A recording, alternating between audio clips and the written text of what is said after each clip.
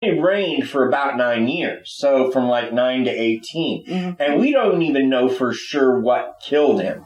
Right. We know he married his sister. And his sister was, and I'm going to try to get this right, Ankhesenamun.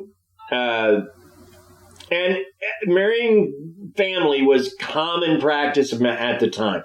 And in fact, if you want to dig back, it's pretty common practice among royalty, which, as Eddie Izzard says, is kind of a bad idea because it's a real bad idea when cousins marry. And that's what you had a lot of going on in Egypt. And heck, we were talking about that in our episode on Rasputin. The Russian Tsar's son having his bleeding disorder. Right. Or at least that's why we believe that. Right. Well, I mean, just years and years of, okay, I can marry you because we both have royal blood, never mind that we're cousins. Right. We know that Tut and his wife had 2 daughters. Both perished. One didn't even make it full term. She perished at 5 to 6 months, and then one full-term child that perished shortly after childbirth. Again, probably due to inbreeding related illnesses. Well, and the fact that they were both like children. Yes. A lot of scholars argue over what Tutenkhamen means, his name. It is thought to mean that Amun's life is pleasing or Aten's life is pleasing. There are some scholars of Egyptology who believe that this is an incorrect translation and it means either Aten's life is pleasing or one perfect of life is Aten. Aten and Amun are both deities in the Egyptian pantheon. He seemed to be popular among the people, even if he accomplished little in his short reign. His father had converted Egyptian religion to embrace the sun god Aten. Tut reversed that, restoring the worship of Amun, the creator deity, whereas Aten was a sun god. When he promoted Amun back to being the great deity, he also strengthened the priesthood of that sect and a couple of others that had been severely pushed down under his father. Mm-hmm. And he moved the capital city from Akhenaten, which his father had created, back to Thebes, which was traditionally the ruling city. He moved his father's remains to the Valley of King, which was seen as properly dignified for a pharaoh. Mm-hmm. So we know he was at least somewhat popular with the people during his short reign, mostly because he restored to them the religion that they had known most of their lives before his dad came along. So he was what they call a populist leader. Nice. Again, we don't know how much of that was him or how much of that was the Vizier Ai. And it's possible Ai was not exactly a vizier, but a family friend. He could have been actually related to Tut. We are not sure how much or what went on, but like I said, eventually he became the pharaoh when Tut passed away. Mm-hmm. Now, Tut had also began to repair damage to monuments that had been neglected for some time. And that brings us to, well, what did he look like? Well, Tut was slight of build. He stood about 5'6". We know he had an overbite, mm-hmm. which I'm sure everybody mentioned. Probably not, because you can't tell the king, "Hey, king, your teeth are sticking out," without winding up someplace very uncomfortable. Yeah, like usually separated from your head. Yes, which I'm sure is very uncomfortable. Generally. And I'm sure it hurts for about a millennium. Well, or, for about an instant, and then you just look for it for about a millennium. Now, we also know he had a misshapen left foot that caused him to use canes all of his life, as evidenced by multiple canes discovered in his tomb. We know he contracted multiple strains of malaria and broke his leg shortly before his death. We know he did it before because the ends were sharp or were ragged, mm-hmm. and bones broken after death tend to be sharp. Gotcha. Right. So, now, in fact, the leg note shows no sign of healing, so it may have been injured as part of that death. And there are those who think he was in some sort of chariot accident because the modern mummy is missing part of his chest. But we have pictures from when Carter discovered the mummy at first. We know he was intact. So it looks like somebody went after something on his person and just cut off part of him to get it. I see. So that means the chariot crash angle's probably out the window. Now, I have a theory. You have a theory? I have a theory? I do. I have a theory, but and I'll give you my reasons for it. But my theory is he died of a fat embolism. Well, you know, it was a little bit before low-fat French onion dip. Yeah, but, okay. There is a thing that happens when people break a limb, and it's not treated soon enough. Right. Where fat gets in the bloodstream. Right. And it can lead to a lot of effects. About 10% of the time it causes death. So, if that's what he died from, boy, he was unlucky. Because that, 10% is a hard roll. If you've ever played D&D and had to get it, ooh, tough. So, he's lucky in the wrong way. I got an 09! Oh, no.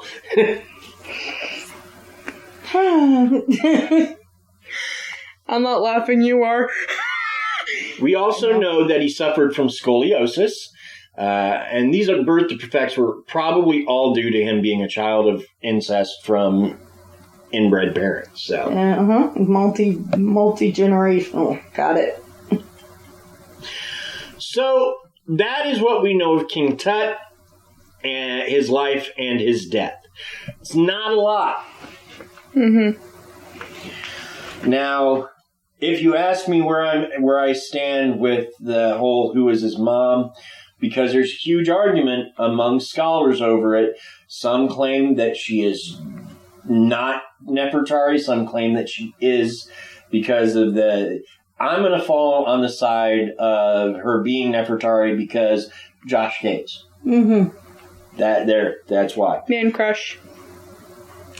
Well, they did do some pretty deep research into it, so I've got to stick with your dad on that one. Okay, fair enough. Now, let's talk about the discovery of his tomb. Well, before we get there, let's talk about one of the reasons why it was so important. Well, Tut was the first mummy whose tomb we discovered that everything was intact, right? It hadn't been busted into by thieves for the most part. His tomb was unlooted.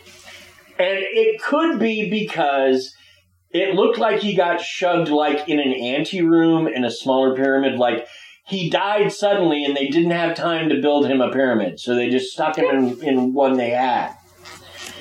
And that could be why, and who knows? Who knows? We don't know.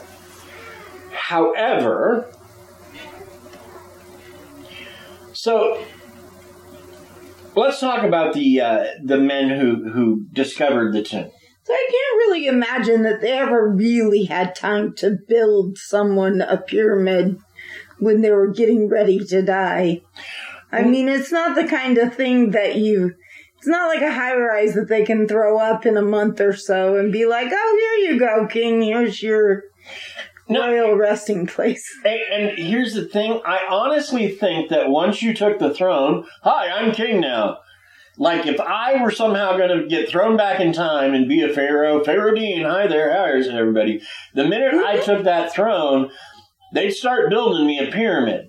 And I can't imagine that was easy work. Now, everything I've seen on it... That's why they, Everything I've seen on it says it went up faster than you'd think, but if they were able to build it in less than 12 years, I would be amazed. Well, but, yeah.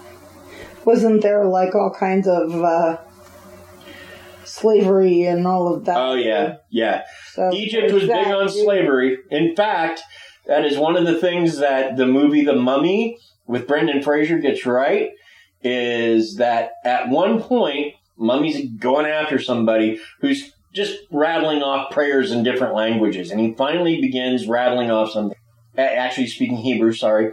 The mummy stops and goes, the language of the slaves. So, and the Hebrews were slaves to the Egyptians for a while, until the whole Hooters went, let my people go, and sang that song. And then, yeah. Yeah. Sure. Okay.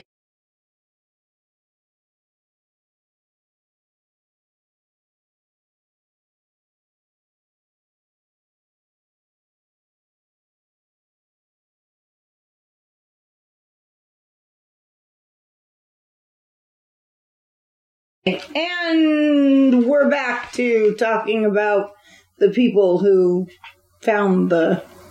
Right. So there's one name that we really need to look at. He's probably the most famous of the bunch. Howard Carter. He was born in Kensington on the 9th of May, 1874. Actually, before we get into this, we need to talk about something else, too.